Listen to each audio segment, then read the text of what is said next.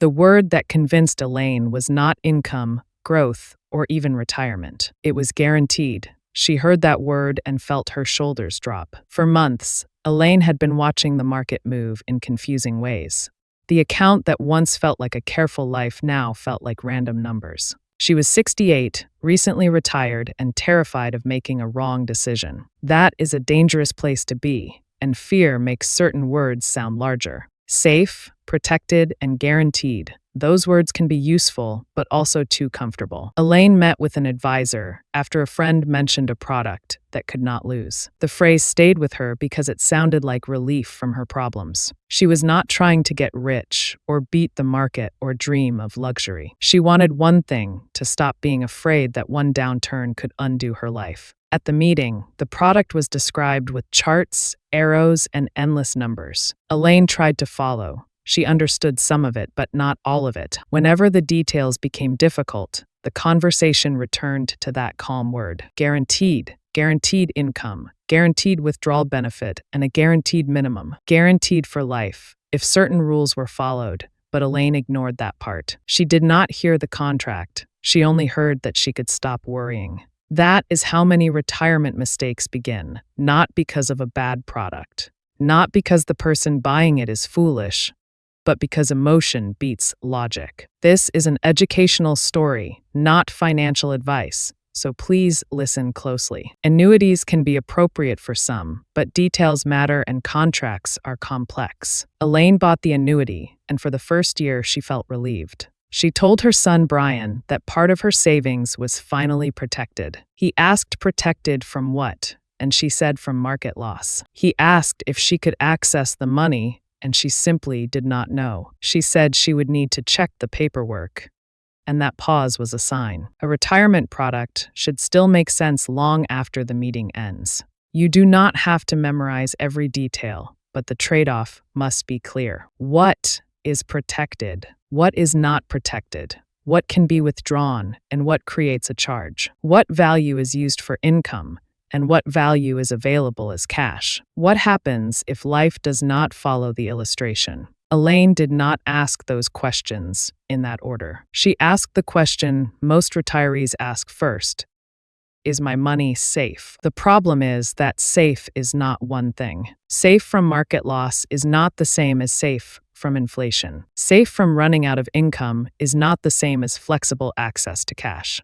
Safe from panic selling is not the same as safe from fees. Safe in a contract is not the same as simple. 2 years later, Elaine's roof needed work. The estimate was higher than expected. It was not a luxury project. It was water damage, old shingles, and a contractor who told her waiting would make the problem worse. Elaine called about taking money from the annuity. That is when the word guaranteed became smaller. She learned that one value on the statement was used to calculate future income. Another value was closer to what she could actually access. That distinction mattered. The income base was not the same as the cash value. A number used to calculate future payments was not automatically a number she could withdraw freely. She learned there were withdrawal limits. She learned taking too much could reduce future benefits. She learned surrender charges could apply during certain years. She learned the guarantee had conditions. None of this meant the contract was fake. That is the uncomfortable part. The promise existed, but it was narrower than the feeling she had attached to it. This is where retirees often get hurt. They do not confuse the product because they are careless. They confuse it because the sales language is emotional and the contract language is conditional. The sales language says guaranteed, but the contract says guaranteed under these terms. For this benefit, if these conditions are met, subject to these limitations. Those are not the same sentence. Brian came over with a folder and sat at the kitchen table with her. At first, Elaine was defensive. She said she had been trying to make a responsible decision. Brian told her he believed that, and that mattered, because shame makes financial conversations harder. If an older parent feels accused, they may protect the decision instead of examining it. Together, they went through the paperwork. They did not try to decide whether the annuity was good or bad in one sentence. They separated the promises: income promise, cash access, fees, surrender period, death benefit, tax treatment, inflation risk, and advisor compensation. Once the pieces were separated, the product became less mysterious. It also became less magical. That is usually a good thing. Financial products should not require magic. They should require understanding. The more Elaine understood, the more she realized that the advisor had not necessarily lied. The meeting allowed her to believe something broader than the contract promised. That is a subtle problem, harder to spot than fraud. Fraud says something false, but confusing sales language lets a buyer dream. Elaine was not promised unlimited access, or that every statement number was spendable. She was not promised every feature was free, but she felt comforted. Comfort is expensive when it arrives before clarity, especially in retirement. Fear is already sitting in the room. Fear of loss and inflation. Fear of outliving money, becoming a burden, or making a fatal mistake. When a product answers fear with one beautiful word, the retiree stops listening. That is why the word guarantee should slow the conversation down. Guaranteed what? By whom, for how long, and under which conditions? Is it spendable cash, future income, or just a calculation in the contract?